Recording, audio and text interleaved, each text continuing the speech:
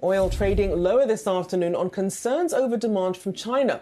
On the domestic front, President Biden has accused the oil industry of not meeting its commitment to the American people.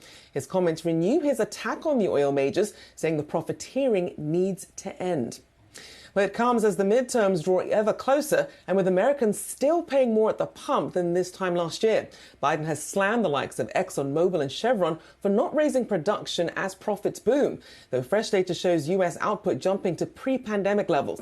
Well, lots of strands to join together there. We're joined by Claudio Galimberti, Rystad Energy Senior VP of Analysis and Oil. Thank you for joining us today. Now, we do keep hearing this conflation about oil profits and what that means, whether you can pass those on to the actual consumer at the end of the day when it comes to gas prices. What do people need to understand about this picture?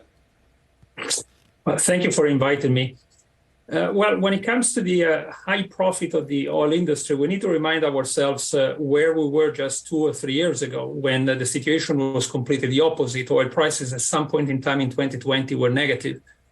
So we need to put these things into perspective and realize that everything needs to be seen from the perspective of what's the average in the past 4 or 5 years. Currently, obviously, profits are really high.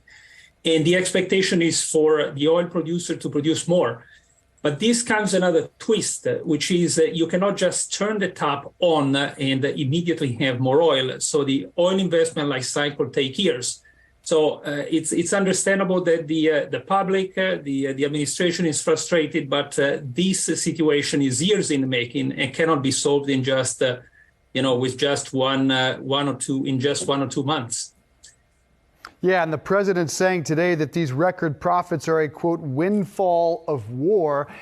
We are just a couple of days out, I guess less than 8 days from the midterms. And we all know control of the Senate and the House remains up for grabs, and no chance, frankly, that the Democrats hold on to both. So is this a serious policy proposal? Well, it's we are really close to the midterm, so it's really all everything can work in a sense, right? So they are trying their best to grab as many votes as possible. I don't think that putting a windfall tax on oil companies right now will generate more supply in the future. So this is a simple math and simple economics. If you want, as a matter of fact, if you want more oil, probably you need to consider to do the opposite. It is counterintuitive. It might sound very unpopular, but these are clearly the laws of supply and demand and economics. So when it comes to the midterms, it's clear that this could be a kind of a last-ditch move from the current administration to try and gather as many votes as possible. But in terms of policy proposal, I don't think it goes into the right direction, frankly, because yes, Biden said we need more oil. You don't get more oil if you surtax the companies. So what is the solution here? Obviously, the blame game isn't helping bring prices down. And Biden is accusing oil companies of not investing in the U.S., but at the same time, he's also trying to push for clean energy. What is the actual solution here?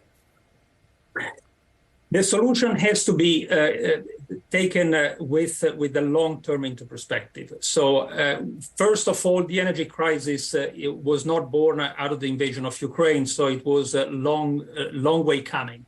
We were already in an oil and energy crisis before the invasion of Ukraine. And what the invasion did was to heighten things that were already brewing in the background, which is too little supply against the demand that after the pandemic was growing really, really strong. I'm talking both about oil and gas, but specifically oil. So what needs to be done is a situation in which the administration says that at least for the time being, even if they ran on a green, quote unquote, green ticket, there is the need for more fossil fuel. And these fossil fuel are going to solve the current crisis, the current energy crisis.